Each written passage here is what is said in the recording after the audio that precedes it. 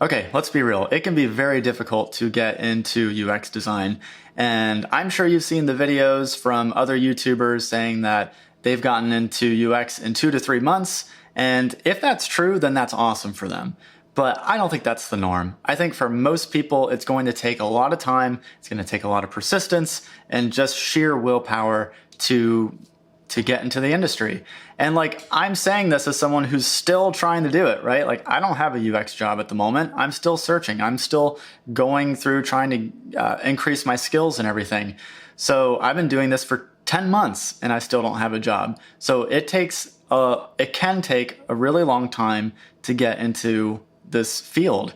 And so with that comes a dip in motivation, right? Because after doing this for so long, the motivation to actually do UX work inevitably declines. The first few months, yeah, really motivated. There was, because I was learning everything about UX, like everything was new to me, so it was like fresh and novel material.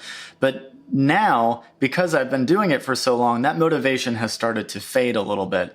And so what do I do about that? Like, how do I stay motivated to keep continuing this journey of mine? So I wanted to share some things that have been helpful for me. None of these are really quick hacks per se, but they're kind of like mindset shifts, which I think is a lot more useful, to be honest. So I'll share some things that have helped with me, and hopefully these might resonate with you. So I guess we'll just dive in. The first thing, and this is going to sound so counterintuitive, and it's just counterintuitive, but it's just doing the work. The way that I stay motivated is I do the work. The problem is that a lot of people, and myself included, in the past, I thought that motivation was a precursor to doing the work. But in reality, doing the work is a precursor to motivation. And this is something that I've heard about in YouTube videos in the past, but I never really took stock in it. It's never something that I really took to heart. And it wasn't until recently that I actually started experiencing it for myself, right? Like, there would be times where I wanted to work on getting better at Webflow, and even just typing in Webflow on the browser, I had a tremendous amount of resistance doing that. But I found that if I could just flip that switch and just do that work, and if I could just spend 5 minutes doing whatever tasks that I need to do, then more often than not, in fact, I'd say more than 90% of the time, the motivation would increase as I continued to do whatever tasks that I was working on. Very rarely recently have I had motivation to work on UX work. And even before filming this video, I had a tremendous amount of resistance. And I think there's always going to be resistance when it comes to working on something that is inherently difficult or inherently creative. But if you can just find a way to, and maybe this is a quick hack, if you can find a way to even just spend 5 minutes, and like, if after 5 minutes of working on a task, you don't feel motivated to continue, maybe then you just hold off for the day and you try again another day. But I have found for me that if I can spend 5 minutes just working on something, then that motivation will start to creep in and it will actually increase pretty exponentially. So it's very counterintuitive, but and it's so hard to do, to actually start doing the work. But if you can do that, then I think that's one of the best ways to stay motivated, as counterintuitive as that is. So the second way that I stay motivated is actually doing this YouTube channel. All right. So when I first started this YouTube channel, I really just wanted a way to be accountable to myself. And so I figured that if I could share just what I go through on a week-by-week basis, I can kind of have a journal of sorts to document my progress, the struggles that I encounter and the wins that I have, and just sort of have, just like a way to document my progress. And it'd be a neat way for me to look back to see how far that I've come. Well, I've found that over time, after gaining somewhat of a following, I start to have this internal shift to where I'm not only accountable to myself, but I'm also accountable to you. And it's sort of an interesting shift that happens because I find that I am more often than not way more accountable to someone else than I am to myself. And I think a job is a prime example of this, right? Like, I would not do what I do for my day job as a physical therapist 8 hours a day. All right. I could probably do it for 4 hours a day, but I would never be accountable to myself to do it 8 hours a day. But because I am accountable to my boss, I do it, right? Now with YouTube, it's a little different, right? And don't take this the wrong way, but I don't owe anything to you. That sounds really bad. But like, I don't mean that in a bad way. What I mean is that, like, I don't have to make these videos. I don't have to put out content. But I find that it encourages me to get better, right? Because if I don't constantly try to improve myself in some way, and if I don't constantly try to improve my skills, then I will have felt like I have not only let myself down, but I will have let you down. And I feel much worse about letting you down than I do about letting myself down. And so I really think that this YouTube channel has been actually probably one of the biggest ways that I've been able to stay motivated. And so I really think that anyone that is looking to get into UX design, or really any field, or really just embark on any meaningful quest in life, I think you should document your journey on it. It doesn't have to be YouTube. It can be a podcast. You can write articles on Medium. But I really, really think that it is a great way to stay motivated. And you don't have to be an expert. That is like one of the common fallacies that people have, is that they think that they need to be an expert in order to make content. And that can't be further from the truth. I find that a lot of times that while I find a lot of value in the people that are the gurus, the teachers, the people who are really good at UX, the Mitsko, the Malewicks, while I find a lot of value in their videos, it's also really, it's really nice to see people who are also on the same journey as me, and especially at a similar level, or maybe even just slightly beyond, because it's relatable.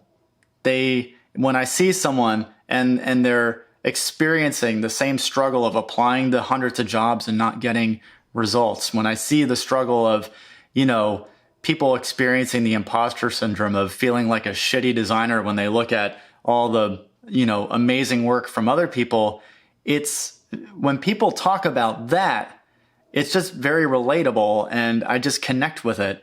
And I think people like to see that kind of content. And so all that to say, don't be afraid to share your journey. Share the highs, share the lows. You don't have to do tutorial-based content. Rarely the stuff that I make is tutorial-based. You could argue that this video is somewhat tutorial-based, but not really. So the reason why I think this is important, I'm probably going to make a whole other video about this because I do think it's like majorly important, is, and I'm going to be very brief about this, but I think that going forward, UX designers, what's the big question that designers have now is, will AI replace my job, right? That's the big question going on right now. We are embracing a creator economy, right? So people are making money and making a living being creators. And so when I think about how am I going to be a designer that doesn't get overtaken by AI? Well, if I am able to participate in this creator economy and make content that people find valuable or just helpful in some way, then that is a way to help offset that, because AI might be able to do a lot of things, right? But even the most advanced AI will never replace my experience. It won't. Like, it doesn't matter how crazy advanced it gets. It will never be able to replicate my experience with doing what I do. Only I can. And that's sort of the beauty of it. Like, if you create content about your authentic experience with getting into UX or really any other field, only you have that experience. And if you share what you're going through and what you experience with that, that is valuable. And that is something that no one can replicate, and AI will not be able to replicate it. So this is like, I'll stop here because this is like, I'm getting too in the weeds here, but I'm really passionate about this. I think every UX designer needs to start creating content in some capacity, because for me, it's opened doors that I just wouldn't have been able to do. Yes, I'm still looking for a UX job, but there's been other sort of like neat little side quests I've been able to do as a result of doing this YouTube channel. And plus, I've just been able to meet just like an awesome group of people. That's all I'll say on that. Okay, let's go on to the third thing here. So the third way that I stay motivated is I think about what my ideal self would look like in 2 years.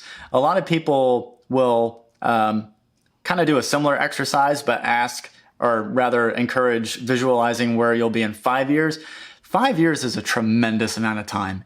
Anything can happen in 5 years. So I think 2 years is a bit easier to forecast without it seeming too dreamlike and not attainable. So for me, to give an example, my ideal self in 2 years, what do I see myself doing? So in 2 years, I see myself being a freelancer, working fully remotely, doing web UX design.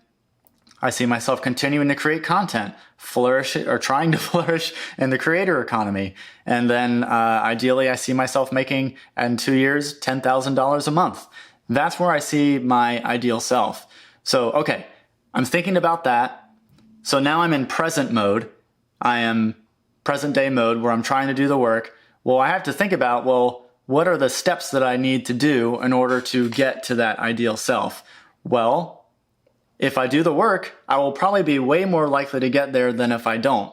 And if I don't do the work, then I won't get there. And so I think thinking about things in terms of what would have my ideal self done in this moment to get to where he or she is now.